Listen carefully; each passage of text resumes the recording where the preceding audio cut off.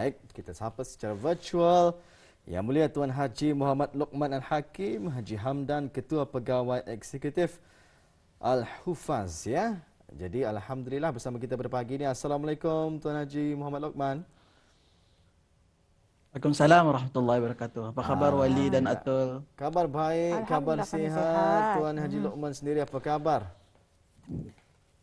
Alhamdulillah, makan banyak. Sebab teranah di rumah kan. Begitulah ya. Kita ni semata-mata ni ya kena suruh teranah di rumah ya. Kurangkan pergerakan di luar Betul, dalam betul. sama-sama kita ni membendung penularan wabak COVID-19 ini. Baik, anugerah pemimpin muda belia 2020 dianugerahkan baru-baru ini ya Tuan Haji ya.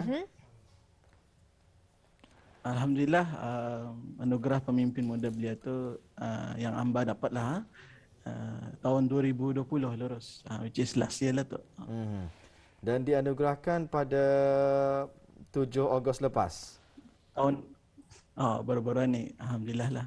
Alhamdulillah. Jadi macam mana perasaan Tuan Haji Luqman sendirilah setelah dianugerahkan pemimpin muda belia 2020?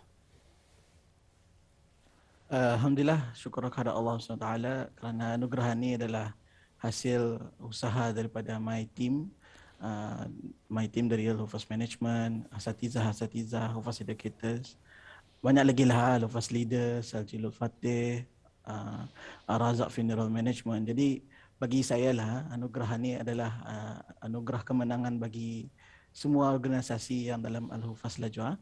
Sama bagi saya juga, ini adalah kesempatan saya mengucapkan tahniah kepada semua yang tercalon dalam anugerah. Pasal hari itu, time di ICC itu, melihat wajah-wajah para pemimpin muda Brunei itu, banyak challenge sebenarnya. Jadi saya sangat teruja lah. Jadi bagi saya semua tani adalah pemenang. Alhamdulillah. Jadi mungkin Tuan boleh menceritakan dan juga menjelaskan mengenai latar belakang awal penubuhan Al-Hufaz dan sejak bila ia bermula, berapa orang terlibat pada awalnya dan juga sehingga kini, dan siapakah tenaga pengajarnya? Silakan. Al-Hufaz Management tertubuh pada tahun 2016. Saya masih ingat beberapa rakan-rakan saya daripada Institut Tahfiz Al-Quran Sultan Haja Senabokia. Masa itu yang ada juga dari UNISA juga, ada our friend dari Mesir. Jadi buat menunggu keraja tu, daripada menjadi belia yang cakap keraja tu nada, kami buat keraja. Jadi kami ngaji ke rumah-rumah. Membaca Al-Quran adalah salah satu strength kami, iaitu SWOT analysis, strength, weakness, opportunity, threat.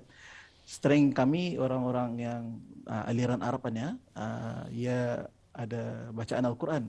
Walau bagaimanapun orang UTB, UBD yang bacaannya sangat-sangat baik, kami ambil juga. Our friend, ada je lah kawan-kawan kami dari Maktab Duli apa tu yang klub Quran, kami ambil juga. Dari sanalah kami mula-mula 11 guru awal-awal, kami ingat. Dan murid pun around 21 orang awal-awal tu lah. Time tu masih di iCenter, tapi belum ada office. Jadi kalau aku menjumpa iCenter belum mana, tapi cafe. Kira office cafe lah tu konon. Baik, alhamdulillah ya. Dulu. Bermula daripada jumlah yang agak sedikit, lebih kurang 11 orang pada ketika itu ya. Dan alhamdulillah kalau boleh tahu perkembangannya pada masa sekarang ya, berapa orang yang sudah pun terlibat ya dengan Al-Hufaz Management ini, dan berapa orang sudah tenaga pengajarnya, macam mana tuan? Para asatizah Hufaz kita alhamdulillah berjaya membantu hampir 3,000 warga Brunei Ketani untuk menjadi warga negara yang celik Al-Quran, generasi celik Al-Quran. Asatizah ada juga alhamdulillah mendapat pekerjaan di civil servant, di perkhidmatan awam, menjadi guru di ada yang jadi guru di sekolah Arab, ada yang jadi guru di Institut Tahfiz Al-Quran. Jadi ini adalah salah satu saya sangat-sangat gembira lah bagi pihak mereka, kerana Al-Hufaz Management itu menjadi salah satu tempat untuk mereka mengambil pengalaman, mencari kawan baru, pada masa yang sama meningkatkan lagi skill dari segi macam mana melayan murid, macam mana dealing sama orang ramai. Jadi alhamdulillah lah, semoga Al-Hufaz Management akan jadi pilihan orang ramai untuk menjadikan kalau anak-anak kita yang habis terima apa tu dan Al-Hufaz Management ini jadi pilihan lah sebagai batu loncatan dalam karier habis anak kita nanti one day insyaAllah. Ya. Jadi apakah antara projek-projek yang telah dijalankan oleh Al-Hufaz dan bagaimana memastikan segala projek-projek ini terlaksana, Tuan? Jadi Al-Hufaz Management ini fokusnya arah ke mahafazan. Our friend Haris Husainal sama Ustaz Hamis, diorang Al-Hufaz Leaders, itu projek bagian leadership.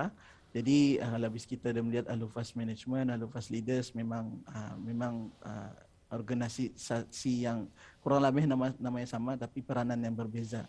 Jadi kalau Al-Hufaz Leaders saya masih ingat ada masih projek bergetelur. Masa ni lagi projek diorang dia lagi aus. Kalau Al-Hufaz Management alhamdulillah kerjasama dengan our ustazah di Al-Hufaz ada murajaah jama'i dan juga projek-projek yang sangat-sangat aktif masa ni our ustazah juga Ustazah Safwana membuat dengan rakan-rakannya membuat Razak Funeral Management, jadi membuat kursus jenazah di seluruh Brunei. Sebenarnya ada peluang kursus jenazah ni bulanan ni tapi tak apalah, COVID pasti ada hikmahnya insyaAllah. Jadi semoga projek-projek ini mendapat sambutan daripada orang ramai lah. Amin. InsyaAllah ya, mudah-mudahan projek-projek tersebut akan terus-menerus ya mendapat sambutan daripada orang-orang kita ni, dan mudah-mudahan ya akan kedepannya nanti banyak lagi lah projek-projek yang akan dapat dilaksanakan ya, lebih-lebih lagi oleh Al-Hufaz Management ini tadi ya. Jadi kita ni ingin mendengarkan dan juga mengetahui siapakah yang berperanan penting ni tulang belakang yang membantu Al-Hufaz sehingga ke hari ini. Bagi saya lah semua ini akan terjadi tanpa our Hufaz educators, Hufaz crew, Hufaz staff. Mereka adalah tulang belakang organisasi kami ini, di mana bagi saya tanpa mereka siapalah kami, contohlah. Misalnya kalau kita lihat Al-Hufaz Management itu dia punya vision melahirkan generasi celek Al-Quran. Tapi kalau ada cikgu-cikgu, siapa akan melahirkan kan? Asatizah itu adalah penting dalam organisasi kami. Sama juga para Hufaz leaders, diorang dari segi leadership kalau yang Ar-Razak dari segi pengurusan jenazah. Jadi banyak peranan tim-tim kami inilah. Kami juga lupa berterima kasih kepada ahli keluarga kami, rakan-rakan kami, kawan-kawan yang sentiasa mendoakan kami, kejayaan kami. Jadi kami akan berhenti di sini, kami akan memohon doa orang ramai untuk sentiasa kuat dan sentiasa maju cemerlang masa akan datang. Amin. Amin. Alhamdulillah ya.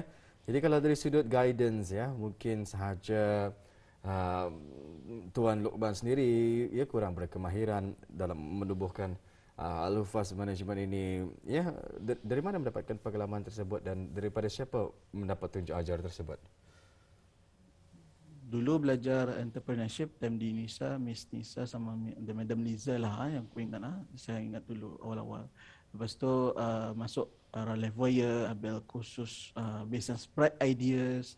Lepas tu time di UTB kami menang Al-Hufaz Management, alhamdulillah menang UTB Youth Entrepreneurship Program. Dari sanalah CEO time itu, CEO Darussalam Enterprise Sun Lu sama manajernya Pengiran Nasri invite Al-Hufaz ni ke Center lah. Dari sana kami ikut startup bootcamp yang paling pertama di Brunei tahun 2016. Jadi 2017 adalah beberapa guest dari Malaysia pada turun. Jadi kami present habis diorang ni. Jadi sepanjang setahun atau kami panggil 1000 days. Jadi belajar bisnes lah. Baguslah alhamdulillah. Jadi saya sarankan kepada anak-anak muda yang mau menjadi seorang entrepreneur, ada baiknya berilmu. Jangan berbisnes tanpa ilmu, atau kira berbisnes tanpa haluan dah naik taksi beritahu anda tahu kan ke mana. Macam tu. Hati-hatilah. Iya, baik. Jadi apa perancangan Al-Hufaz di masa hadapan? Mungkin pada ketika ini kita ni masih melihat negara masih lagi berdepan dengan pandemik COVID-19 betul ya? Ya, betul. Jadi mungkin boleh Tuan jelaskan ya antara perancangan Al-Hufaz di masa hadapannya. InsyaAllah masa ni renovation siap pulang sudah. Al-Hufaz Learning and Training Center namanya. Masa ni mengapply sama Kementerian Pendidikan. Tapi wallahualam Allah adalah the best planner kata ni.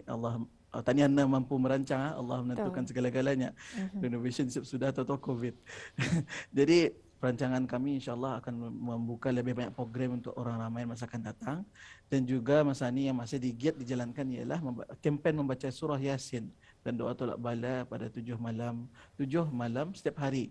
Our friend pun ada buat Ustaz Zuwakar, Ustaz Abdul Rahman Ajak. Jadi banyak di Brunei ni, boleh bis kita ikut. Jangan lepaskan peluang lah. Kalau sahut titah kepada Yang Maha Mulia, iaitu vaksin ketuhanan.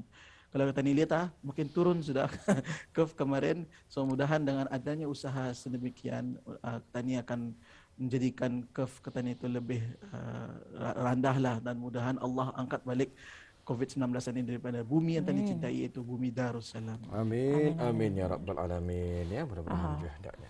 Jadi di sini nasihat kepada para belia untuk mula melibatkan diri dalam projek-projek berkaitan dengan belia ini, Tuan. Sekali lagi, atau sorry. Ya, nasihat kepada para belia kita ini Atul ya. Ya.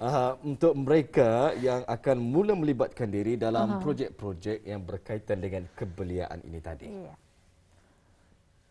Alhamdulillah, saya sangat percaya belia-belia negara Ketanah ini adalah belia yang terbaik so far. Kerana kalau Tani lihat, YB Datuk Menteri Kesihatan menyeru kepada belia-belia untuk membuat sukarelawan. Banyak anak-anak muda Ketani muncul bersukarelawan. Kalau industri sukarelawan pun membantu dari segi charity, membuat donation di sana sini. Saya sangat bangga dengan belia-belia Ketani masa ini. Satu saja lagi yang Tani jangan tinggalkan ialah Al-Quran dan Sunnah. InsyaAllah lah Tani sentiasa berpandukan Al-Quran dan Sunnah Rasulullah SAW. Kita ini akan sentiasa berada di landasan yang benar. Saya percaya belia-belia tu dia hari ini sangat-sangat membanggakan kita ni semua. Tani macam dia percaya anak-anak muda tu keluar berani dengan tenaga yang ada, saling tolong-menolong. Jadi di sinilah nampak kesatuan negara kita ni. Kalau tadi mendengar belia aset negara, I believe, saya sangat percaya Brunei akan mempunyai masa depan yang sangat-sangat cerah dengan adanya belia hari ini yang luar biasa sekali. Ya, Alhamdulillah. Itu dia yang dapat kita bawakan ya. Segmen wawancara kita Anugerah Pemimpin Muda Belia 2020 bersama iaitu tetamu undangan kita Yang Mulia Tuan Haji Muhammad Luqman Al-Hakim Haji Hamdan, iaitu Ketua Pegawai Eksekutif. Jadi ribuan terima kasih kami ucapkan. Sampai kita jumpa lagi dan semoga terus berjaya. Assalamualaikum Tuan. Assalamualaikum warahmatullahi wabarakatuh. Terima kasih Wali, terima kasih Tuan.